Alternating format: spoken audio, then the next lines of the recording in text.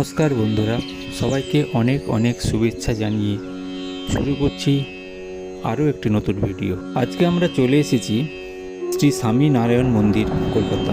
এটি 5 মহাদেশের 44টি শিখরবদ্ধ মন্দিরের মধ্যে একটি অনবদ্য মন্দির। এই মন্দিরটি গুজরাটের স্বামীনারায়ণ সম্প্রদায়ের একটি হিন্দু মন্দির।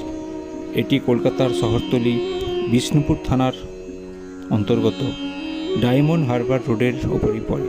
কলকাতা থেকে ডায়মন্ড হারবার গ্রামে যে কোনো বাসে চেপে ভাষার 14 নম্বর স্বামীনারায়ণ মন্দিরের কথা বললে আপনাকে নামিয়ে দেবে, বা আপনি নিজস্ব গাড়ি নিয়েও আসতে পারেন অথবা ভাড়া গাড়ি করেও আসতে পারেন।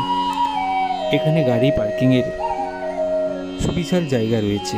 প্রায় 200 একর জমির উপর শিখরবদ্ধ মন্দিরের অংশগুলি রয়েছে।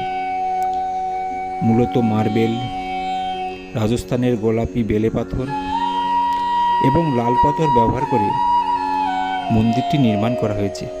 মন্দিরের কারুকার্য ও মন্দিরের ভেতরের শান্ত পরিবেশ আপনার মনকে এক আলাদা শান্তি দেবে। মনে হবে আপনি যেন রাজস্থানের কোনো এক মন্দিরে রয়েছেন।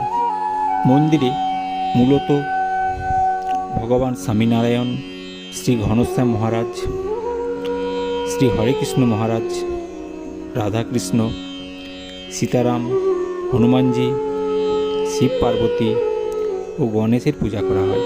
মন্দিরে প্রতিদিন 4 বার আরতি হয়। বিশেষ করে সন্ধ্যার সময় যে আরতি খুবই মনোমুগ্ধকর। মন্দিরটি খোলা থাকে প্রতিদিন সকাল 7টা থেকে দুপুর 12টা পর্যন্ত এবং বিকেল 4টে থেকে সন্ধ্যা 8টা পর্যন্ত।